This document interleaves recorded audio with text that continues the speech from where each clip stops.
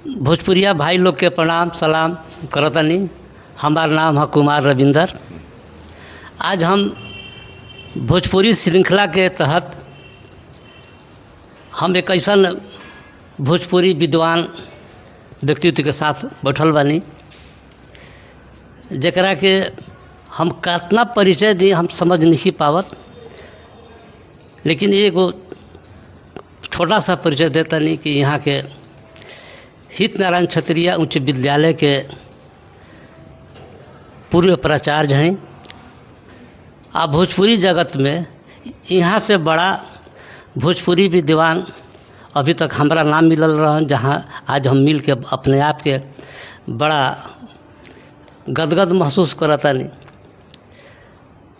अब यहाँ से हम ज़्यादा परिचय का करी, हम खुद सर से ही परिचय कहब कि रुआ अपन तनी सा परिचय विस्तार से दी कि रुआ भोजपुरी जगत में कैसे साहित्य के क्षेत्र में आई नहीं का और सफ़र बा का योगदान बा भोजपुरी में, रुआ खुदे बताई। सर प्रणाम करतनी। बहुत बहुत धन्यवाद, बहुत बहुत धन्यवाद रविंद्र जी। आज रुआ से मिल के बड़ा हमारा खुशी हो रहल बा कि रुआ सामाजिक मुद्दा के समसामयिक मुद्दा के उठावे के प्रयास करी ना, जैसे कि रुआ चैनल देखला से हमारा ये मालूम भइल, सुनला से तो बड़ी खुशी बा।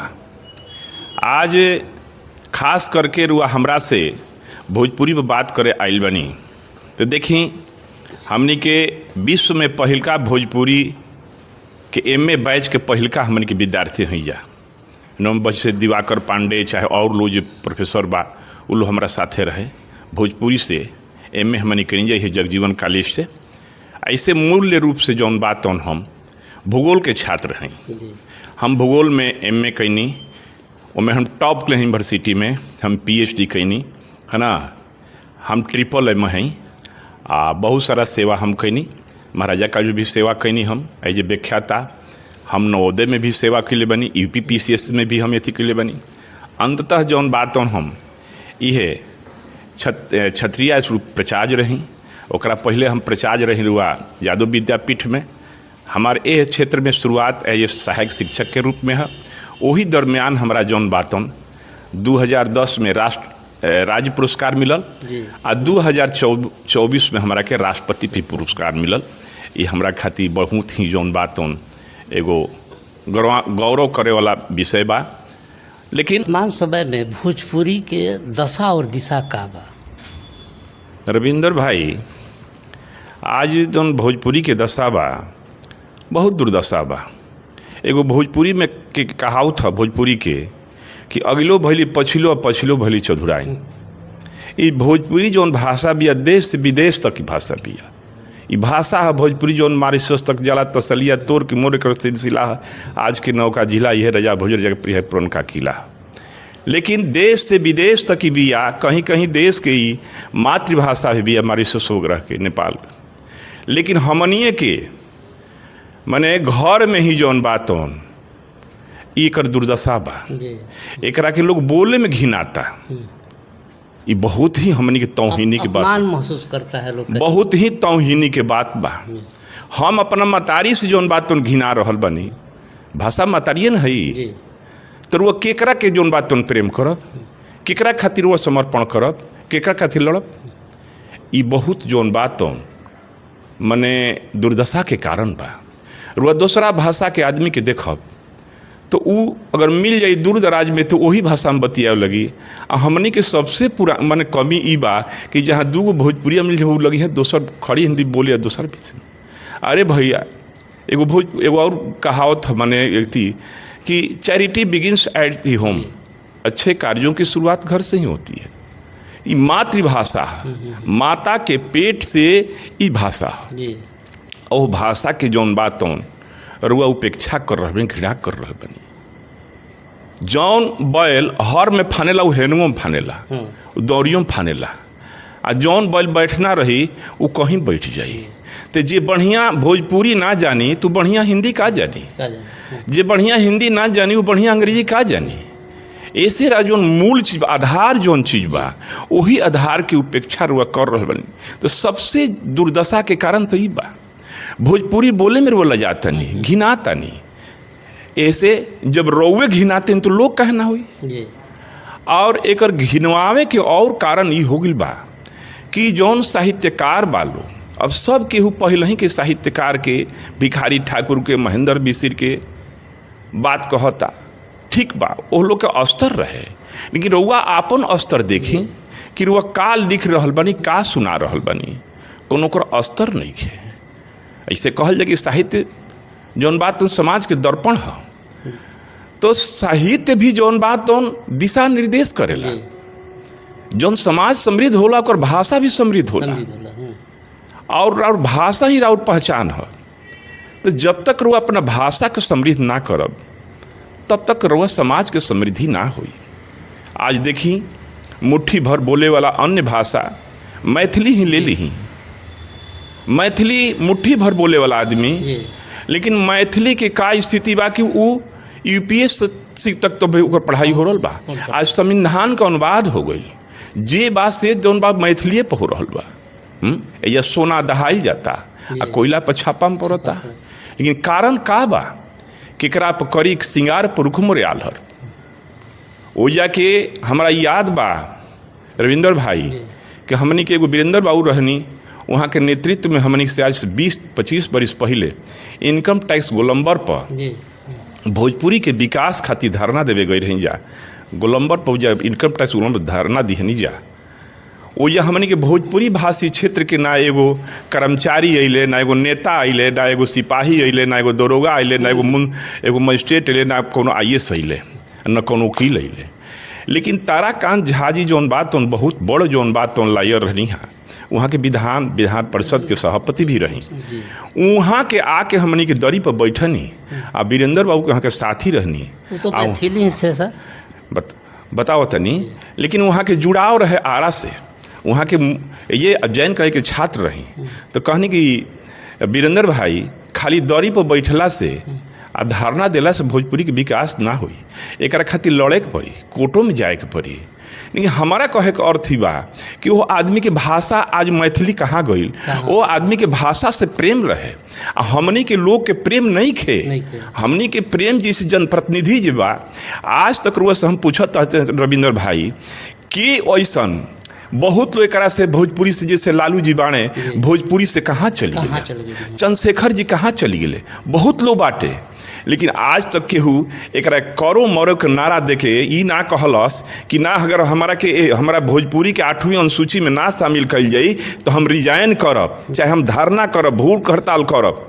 केहू ना झूठ मूठ के एगो जौन बात होना अपन काउंटिंग करावे खातिर कि हम बोलले रहनी है, इहे कह के औपचारिकता पूरा कह के जाता। तो कहे के मतलब ही बा, एगो भोजपुरी में और कहावत है भाई, सरबस चाही तो अपने गाही, आधा चाही तो आरी पर रही, आ ना चाही तो घरे रही। ये किसान की बात है कि जे किसान सफल होला वो किसान यदि बोनी से लेके कटौनी मिसौनी तक ढोनी तक सब अपने करे का तो 100% लाभ मिलेला। लेकिन जे कहले कि ना हमारा आरी पर से नीचे हम ना जाइब, हमारा गोड़ में पाँख मत लागो हनु, वो आरी पर तो अधे मिलेला ओकर हिस्सेदारी। आ जे ना चलो घरे सुतल बा, तो हमनी के घरे सुतल बनी जाए। एक से एक भोजपुरी भाषा में विद्वान बाणे, एक से एक नेता भइले, चाहे वो लालू जी होखस, चाहे मनोज तिवारी होखस, चाहे रवि किशन होखस, ये सारा लोग भोजपुरी से भंजाली हलस। आके जौन भाई कल्पना भंजाली हली, कल्पना जौन बाड़ी गीतकार भंजाली हली, आ खेसारी आई का नाम है रुआ पवन से देखी में का दुर्दशा कर दिहलो है ना। लेकिन वो तो दुर्दशा कर दिहलो, पैसा खाली पैसा के चलते बेच दिहल भाषा के। हमारा कहे के ना चाहिए। आज हमनी के बहुत सभ्य समाज जौन बात हम ई गीत नहीं सुनल चाहत, लेकिन वो गीत बा, भिखारियों ठाकुर गीत बा, महेंद्र मिश्र के गीत बा। हम कहल चाहती रुआ ई दुर्गा शंकर सिंह के जौन भोजपुरी के कवि और काव्य बा हनु, जौन फिरंगिया बा, रघुवीर सहाय जौन लिखले, का कौन ओकर जवाब बा? कोई जवाब नहीं है। तो आज तू देखिए अपना पूर्वज के कि का हमार पूर्वज कहाँ ऊंचाई पर लेगी रहले। सरदार हरिहर से यही मुख्यमंत्री है, वो बहुत सारा किताब एथी लिखले बने, लेकिन इनके नाथ इजा जौन बात पोता या विधायक बने, मंत्री बने, सदर के कई टर्म से बने, कहली भोजपुरी खातिर बात उठौले है। हम पूछल चाहतनी खाली भोजपुरी क्षेत्र के जौन प्रतिनिधि बाणे, चाहे वो भोजपुर होके, चाहे बक्सर होके, चाहे छपरा होके, चाहे गोपालगंज सिवान होके, खाली एक बार ये लोग बुलंद आवाज दे देस मोदी जी आवेले तो रउआ के लुभावे खातिर भोजपुरी के दू शब्द बोले ले, भोजपुरी के आ ओकरा बाद जैसे लाइट दिखा के चल गिले। लेकिन तहरा न चाही, तहरा चाही। देखी कहे के मतलब ई बा रविंद्र भाई, कानून सब वकील जाने ले, आ साड़ी मैं औरत पहने ली, लेकिन साड़ी पहन के झमकावे केहू केहू के आवेला, है ना। आ वही तरह वकील जे बहुत लोग कानून जानेला तो इजलास भजावे केहू केहू के आवेला। लेकिन हमनी के जनप्रतिनिधि लो जे बा एकरा के नइखे भंजावत। भंजावे के मतलब का बा, असली वास्तविक जौन मांग बा, जौन हमर चाही, आज करोड़ों एकड़ संख्या हो गई जी। भोजपुरी के नाम पर तो राज्य बने के चाहिए जी। लेकिन आज नई शिक्षा नीति में ले गई बा कि जौन बात तौन ई अपन मातृभाषा ही माध्यम रही। तो हम कहल चाहतनी कि मातृभाषा माध्यम चाही, लेकिन मातृभाषा के विस्तार खातिर वो का कर रहल बनी, पठन पाठन में का रहले रहनी। रउआ तो बना दिहले वो सब सिलेबस कमिटी, और कमिटी में के बा, वो कमिटी में ई बा कि हम चैलेंज के साथ कहल चाहते रउआ से कि मंच बुलाई, और जो कमिटी में सदस्य चाहे अध्यक्ष बा वो भोजपुरी से हमारे थोड़ो बात करो तो हमारा से जो भोजपुरी जानते नहीं कि वो कर मेंबर हो गई बा, जे भोजपुरी जानते नहीं कि वो मेंबर हुए बनावता, तो वो ऐसा हाथ में दे दिले बानी तरा का दशा हुई। रुआ देखी कि भोजपुरी में ओकर का योगदान बा, का ओकर बोल बा, का टोन बा। ई भोजपुरी ऐसा भाषा है जौन कोष 2 कोष 4 कोष पर क्रम परिवर्तन हो जाता, तो केकर टोन बाजी, तो टोन नहीं खे ओकरे आदमी के बना देनी। वो मंचों पर जौन बात तौन खड़ी हिंदी बोलत, हम कहीं हम हिंदी की उपेक्षा नहीं कहल चाहत। कहल तो गई बा कि भोजपुरी जौन बात तौन हिंदी के मझली बहिन है। इहो लक्ष्मण दुबे जौन बात शाहबादी लिखले बने में कहलें कि भोजपुरी जौन बात थी के हिंदी के मझली बहिन है। तो दोनों समकक्ष बा। हम कहते नहीं कि हम भोजपुरी भाषी क्षेत्र के बानी, तो हम भाषा का है आपन उद्बोधन के जौन बात अपन समझ के व्यक्त करे के माध्यम है। तो हम बढ़िया से अपन बात भोजपुरी में नहीं समझत तो हम हिंदी में का कहब हम। तो आज दुर्दशा बा कि अजानकार के पॉलिटिकल माने आधार राजनीतिक आधार पर हई हमें हऊ हमें कह के और वो क्षेत्र में पहुँचा देतनी, उनका से कुछ नहीं खे जान। हम कहते भोजपुरी तो ऐसा समृद्ध भाषा बिया कि ऐसा तो कोनो भाषे विश्व में नहीं खे। एके बात के हम जैसे रुआ से हमरा कहे के बा, रुआ हम कह सकतनी का जी, का भाई, का हो, का रविंद्र भाई, 5 तरह से हम कह दी नहीं रखे बा कोनो ऐसा भाषा इतना समृद्ध ना ना रउआ से हम कह रउआ सब नाम ना कुछो न कहे का जी कहल जा। अब लो कौनो हमरा नाम ना रखम ना कुछ कहब, हम जौन बात तौन बढ़िया से कह दे। कोनो भाषा बैसा प्यार प्रेम के भाषा ना ना, प्रेम से प्रेम आ रूखर से रूखर जे जैसन बा ओकरा अनुसार। हम कहते नहीं गांव घर में रोज जाई केहू अपना पुरनका आदमी अपना जिसे औरत लो बा अपना कभी भी अपना हस्बैंड के नाम ना रखले हुए, लेकिन सब बात हो जाला कहल जा आई लोग तब नु जाई लो तब नु कही लो तब नु। अब लो कैसा ऐसा कैसा भाषा बा, ऐसा समृद्ध कोनो भाषा नहीं खे कि एक कर्ता के जौन बात तो कई रूप में एक कर्म के एक क्रिया के कई रूप में व्यक्त कर दिहल जा, है ना। ऐसा कोनो भाषा नहीं खे। कोनो भाषा बताइए हमारा से नहीं खे। लेकिन आज बड़ी दुख के बात बा केकरा करी सिंगार पर रुख मोरे आलर, केकरा पर हमार आवाज के बा, हमार जनप्रतिनिधि बने। लेकिन जनप्रतिनिधि के ये हाल बा कि वो डराता रहे, घिनाता रहे कि हम भोजपुरी कहते बड़ा ही देहाती आदमी है। माने भोजपुरी के पहचान जौन बा पिछड़ेपन से जोड़ल जाता। तो हई हाल होई। देखी जब भाषा के विकास होला तो समाज के विकास होला, ओकरा आर्थिक स्थिति के विकास होला। यदि रउआ भोजपुरी के 8वीं अनुसूची में जोड़ दिहल जा तो रउआ अतना आर्थिक संसाधन बढ़ जाई, जी बहुत बढ़ जाए। गांव से लेकर हम कहते हैं कि टीचर कम से कम ना हो जी है। हाँ टीचर तो आर्थिक माने देखिए, जब तक शिक्षा के रोजगार से ना जोड़ब, भाषा के रोजगार से ना जोड़ब, तो ओकर विकास नहीं हो सकत हैं। भूखे भजन होई न गोपाला, ले ले रहूँ अपन कंठी माला।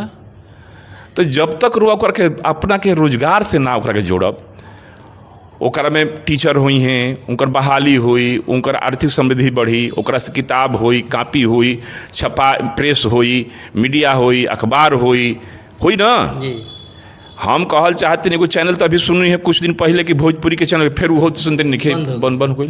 काहे बंद हो गई भाई, काहे बंद हो गई? दोस्तों नमस्कार। इस न्यूज़ चैनल में संविधान के दायरे में हमेशा जन सरकार के मुद्दे उठाए जाते हैं, इसलिए सब अधिक से अधिक सब्सक्राइब करें। इसमें व्यक्त विचार वक्ताओं के होते हैं, उससे चैनल को कोई लेना देना नहीं होता। धन्यवाद। और भोजपुरी में किस तरह से रचना और कैले बनी, कैसे कैले बनी? देखिए भाई जी, हमार भोजपुरी के लगाव जौन बात तो घर से ही बा, घर से ही विरासत में मिलल बा। और लिखे पढ़े के जौन बात बा, हमार सैकड़ों जौन बात समसामयिक लेख भोजपुरी में प्रकाशित भइल बा। एक बहुत बड़ जौन बा पत्रिका में भोजपुरी के, यहाँ तक जनमत में भी हमार प्रकाशित भइल बा। हम रेडियो स्टेशन में घेरौंदा में सप्ताह में एक बार प्रोग्राम करते रही। आ हमारा जब हमरो से बात करब कुछ ना कुछ हमारे से भोजपुरी लोग कहा जाए, तो हमारे सैकड़ों जौन बात समसामयिक लेख प्रकाशित बा, जौना में एगो हम भोजपुरी के विलुप्त हो शब्दन के कैले बनी, करीब 50 पेज के रहे। वो बहुत ही माने मौलिक चीज़ रहे। बहुत लोग करा के अथी कल होई जनपथ में। ओकरा बाद बहुत सारा जीवतिया पटसा, जीवतिया जतसार, डोमकच, कोहबर, ये सब बहुत सारा बाटे। ओकरा बाद बहुत सारा हम लिखले बानी, जैसे एगो कहानी लिखनी राजेंद्र भैया 71 के वार में शहीद हो गए, उनके संबंध में लिखले बानी। भैया के नौकरी है ना, घर के बंटवारा, रेहन है ना, भालू बगोड़िन के ज़मीन, ये बहुत सारा हमार जौन बात बा, बहुत सारा प्रकाशन में बा, बहुत प्रकाशित भइल बा। अभी भी हमार जौन बात लेखन के कार्य चल रहा बा है ना। हम भोजपुरी में खास करके गद्य में जौन बात हम लिखी ना, चाहे कहानी होके चाहे उपन्यासकार होके, ये हमार इथी बाटे। दूसरा चीज़ कि अब रुआ कहल चाहतनी कि भोजपुरी के विकास होके के चाही, तो चाही तो एकरा में एक हम जन आंदोलन से जोड़ी जाए, एकरा के जन जन में भाव जो भाषा के प्रति प्रेम ना आई तब तक ना हुई। दूसरा चीज़ कि जे जनप्रतिनिधि बा, ओकरा से जे हमार मतदाता बा प्रश्न पूछे ओकरा से कि रउआ हमारा भोजपुरी भाषा के संबंध में का रुआ आवाज़ उठौनी, का कईनी, वो लोग से प्रश्न पूछाई कि ना, तो ओह लोग के जरूर दिमाग में कि ना जनता जौन बिया तो अपना भाषा के विकास चाहतिया। हमरा करो मरो के नारा दे के एकरा के 8वीं अनुसूची में शामिल करा दिया जा। 8वीं अनुसूची में भाषा हमार जो शामिल हो जाए तो बहुत सारा एकर विस्तार हुई, देश से विदेश तक रोजी रोजगार, आर्थिक समृद्धि, सामाजिक समृद्धि सब आई।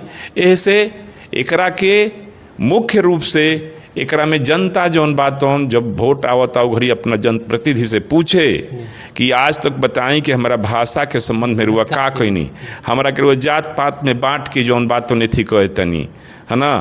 तो ऐसे ही भाई देखी ऐसा मत करी, हमरा के अपना भाषा से समृद्धि दिलवाई, चूँकि हमार पहचान बनी तो पहचान से बहुत कुछ होला। ऐसे खास करके जनता से अपील हमार बा कि अभियान चलावल जा, लड़का के एक से अलग मत कल जा। लड़का जे बढ़िया भोजपुरी करी और बेसम भाषा में कर सकता। सुदामा जी धन्यवाद के पात्र बानी, वहाँ के बात उठौले बानी, लेकिन बात उठौले में तो उठावे के तो बहुत कुछ उठाओ लो, उठा के औपचारिकता पूरा कर लेता है लोगन के दिखावे खातिर कि माने हम पूछनी है ना। सुदामा जी तैयार हो जास ना कि ना, अगर ना होई तो हम रिजाइन, हम ये अनशन करब, ये भूख हड़ता, ये मरब, अनशन करब, लेकिन ना, एगो अपन एगो तकिया कलाम बा, एगो अपन कोरम पूरा होता। बहुत यूपी के भी जौन बात सांसद उठौली, यूपी के महिला जौन विधानसभा में उठौले बड़ी है ना। उत्तर प्रदेश विधानसभा में भोजपुरी भाषा लागू हो गई, देख ली लागू हो गई। हमनी के नहीं लागू, जो कि हमनी के मुख्य क्षेत्र है, हमनी के मुख्य क्षेत्र है। लेकिन ना हो वो महिला कितना अपन गर्व से कह रहा बड़ी, तो महिला के एक तरह से आवाज़ उठल, ये विधानसभा में के उठावता। ऐसे देखी रविंदर भाई, हमनी के जे जनप्रतिनिधि बा ओकरा में जब तक एकरा प्रति भूख ना होई आ ओकरा ई डर ना होई कि हम भाषा के विकास ना करब तो हमारा वोट ना मिली, तब तक एकर जौन बात तौन विकास नहीं के हो सकत। एगो संजय झा आ एगो ताराकांत झा मैथिली के कहाँ से कहाँ ले गई। ए तरह से प्रत्येक आदमी के संजय झा ताराकांत झा बने के पड़ी, तब जाके भाषा के विकास होई। भोजपुरिया भाई लोग डॉक्टर जोगेंद्र बाबू के विचार रुआ सबनी सुननी, कैसन लागल एकरा पर अपन राय जरूर दे। एक और निवेदन बा कि अगर रउआ सबनी के अंदर भी भोजपुरी के लेकर कोई कला बा, कोई गीत बा, कोई गायक बा, कलाकार बा, तो वो भी अपना कमेंट में राय दे करके मोबाइल नंबर दे सकेला, ताकि कल उनका के भी हम यहाँ बुला सकें आ उनका रचना हम अपना चैनल पर ले जारी कर सकीला। अगर रउआ अच्छा लागल तो ज़रूर लाइक सब्सक्राइब कमेंट करब। बहुत बहुत रउआ के धन्यवाद देता है। सब भोजपुरिया लोग भाई हमार प्रणाम बा। अंत में हमार बात यदि रोज से कि कहीं कहीं कुछ खराब लागल होखे तो क्षमा करब सबे, लेकिन हम जौन भी कहले बानी तौन भाषा के विकास खातिर कहले बानी। निमन बात कुछ रूखर लागेला, लेकिन रूखर रहल अच्छा बा चिकन से कि जो कोनो विकास ना होखे। ऐसे एक रउओ सभे एकरा के अपना जेहन में लाई सभे आ एकरा प्रति जौन बात तौन जागरूकता अभियान फैलाई सभे कि जब तक भाषा के विकास ना हो, रोज के भोजपुरी भाषा के मातृभाषा के, तब तक समाज के विकास नहीं हो सकत। ये शब्दन के साथ रोज के बहुत बहुत धन्यवाद।